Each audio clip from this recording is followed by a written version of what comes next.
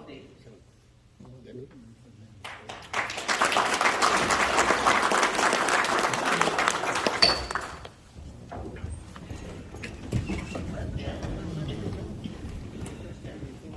Honorable David Marshall, present the associate patron-elect and associate patron-elect.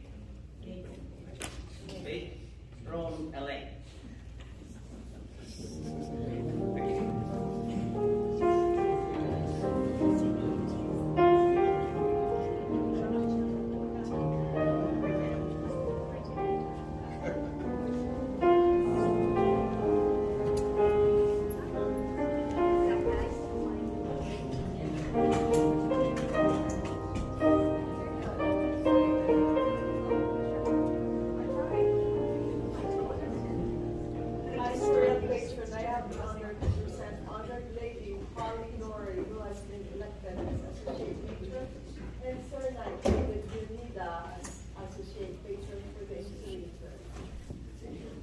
Honorable Lady Polidori, you have been elected as the members of your court to a position of dignity and trust. Your office is one of responsibility.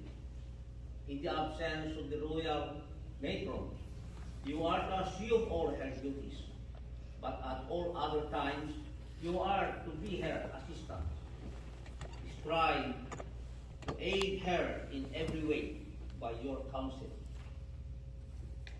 You shall become familiar with the duties of the royal matron, so that if called upon to assume her station, you may prove to the members that you are entitled to the honors bestowed upon you.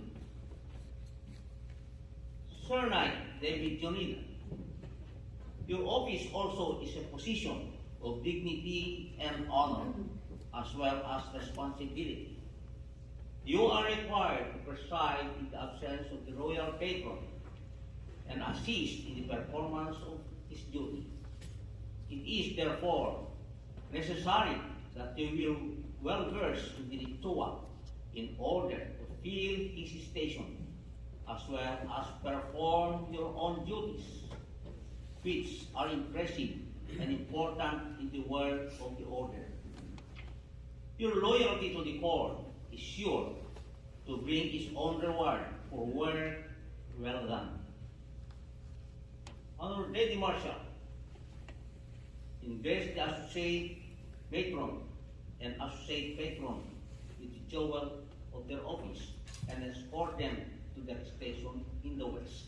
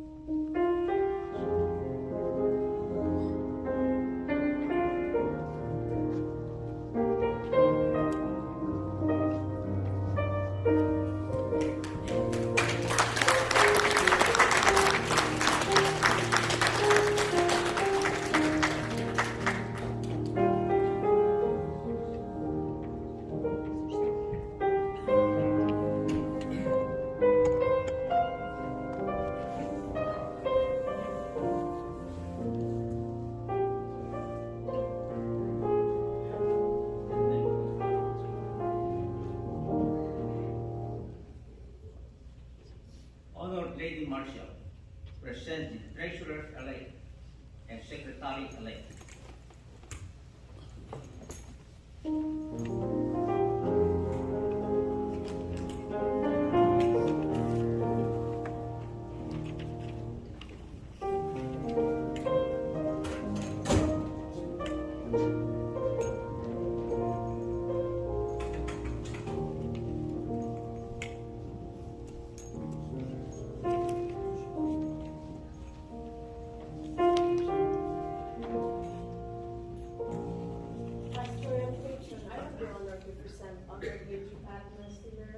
Has been elected as treasurer and Honored Lady Chet Soko as secretary for the ensuing term.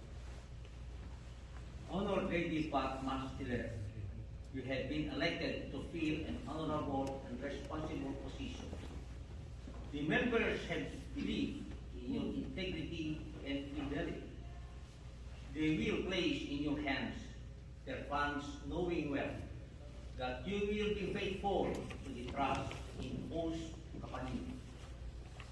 Honored Lady Chetsoho, you have been elected to a most important position.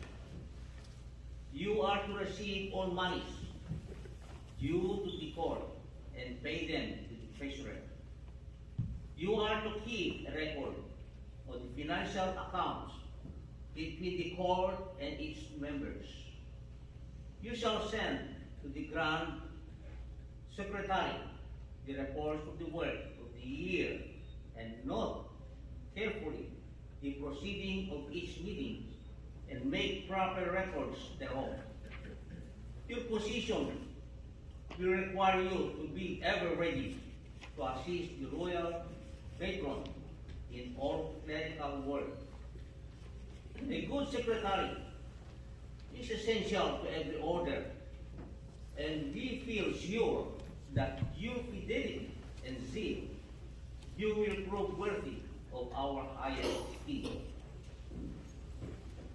Honored Lady Marshal, invest treasurer and secretary in the jewel of their office and escort them to their estate.